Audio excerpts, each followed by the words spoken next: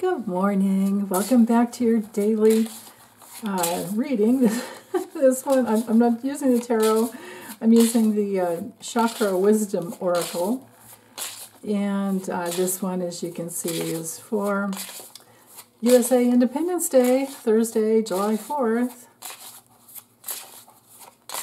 If you have fur babies, you may need to, and if they're afraid of fireworks and all the big booms and the noises, it's supposed to be illegal everywhere because of the fires, the wildfire danger, but people get them. People get them anyway from other areas, and there we are.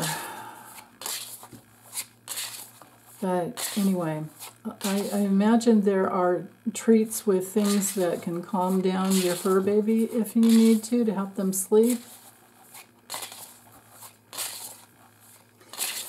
Okay, there we go, right there.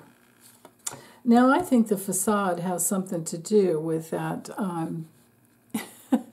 the power. We've got the third chakra here, so this is a will center. And we can exercise our free will to protect little ones and cushion. I'm seeing the clouds as cushions. Then again, maybe this has to do with the facade of the 4th of July, Independence Day, when we're going through a lot of lack of independence in the USA. We've got vanity and perfection. Dear goodness. Okay. Well, so it is a facade to need to be in all of this vanity. I mean, if we just look at the people in the artwork here, I don't know who this guy is. Can't wait to get the book. It still hasn't come. It should be any day now. But I feel like there's a teaching our inner child what really matters. And exercising that free will, the will centers are in the back of the body, and the feeling centers are in the front. So this feels like it's coming from the need to sense into the front chakra, front of the third chakra, the solar plexus area, and feel into where have we put on airs in the past and tried to be perfect, because all of these, here we are, 3rd, 5th, and 1st chakra, they're closed when they're with this card, this level of cards. We would have different words if they were open. So the facade chakra, I feel like it has to do with that need to find and ground into your true self, because you wouldn't need to put on airs if you're in your true self. You can imagine this woman's dressed to the nines and in high heels and probably very uncomfortable, but maybe she doesn't feel it yet because she's not totally in sync with her body. And that's something that when we're younger we can get away with too. That's the other thing. But you can ruin your feet, right?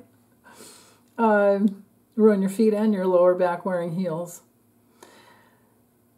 So I don't know. There's something about the whole. Well, with the 5th chakra, the vanity I'm thinking would be, because with the back again being the will centers, the back of the 5th chakra is our executive function. So when we're in the realm of vanity, then we haven't been able to figure out who we really are in our hearts, and our communication, our communication, can't find my words here, with the 5th chakra card, no less. Our communication is just going towards manifesting wealth. And there's nothing wrong with that, but what are we going to do with it is the thing, Are we going to buy really expensive clothes and champagne and put on and have big parties? And who is this guy? I mean, is this Zeus? Is this, like, who's this guy? Are they at a museum and is this artwork?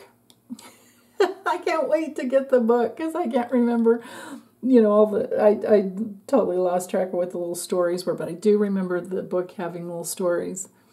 So if anybody knows who this guy is and what's going on there, please let me know. I'm so curious. But I just feel like all of this, that all of that energy is a huge distraction. And that is one of the main things when it comes to the fifth chakra because it's our clairaudience, right? So we hear things. You can have your third and your fifth chakra really open so that you have direct knowing, but you also have clairaudience, claircognizance and clairaudience.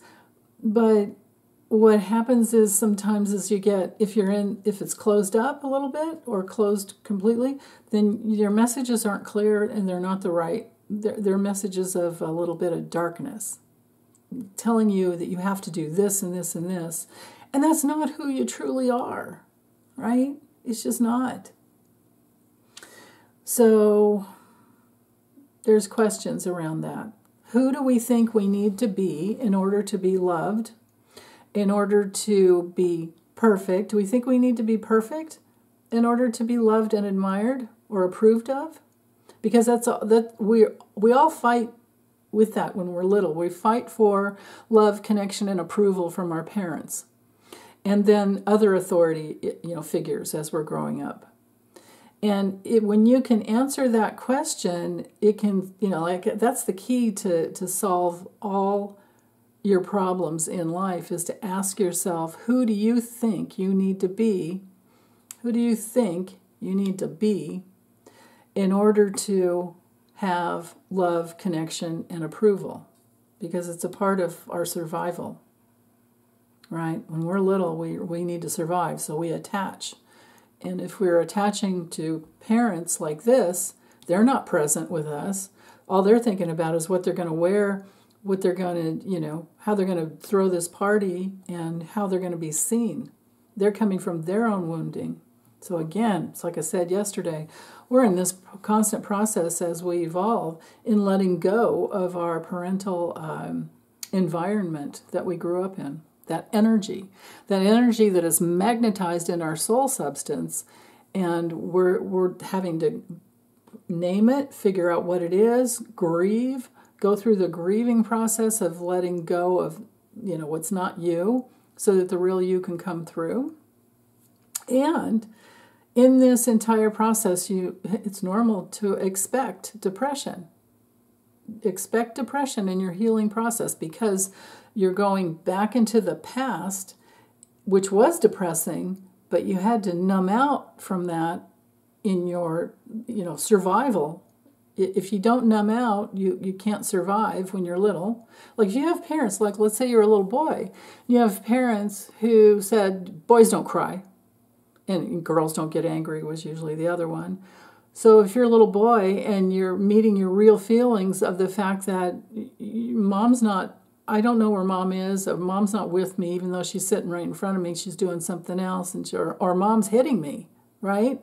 Or mom's making me eat food and I'm full, I can't eat anymore. Mom's being abusive, mom's being whatever.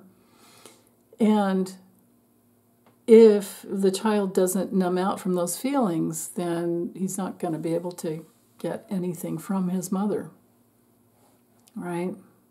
So where's the love? Where's the safety? Where's the comfort? So, yeah.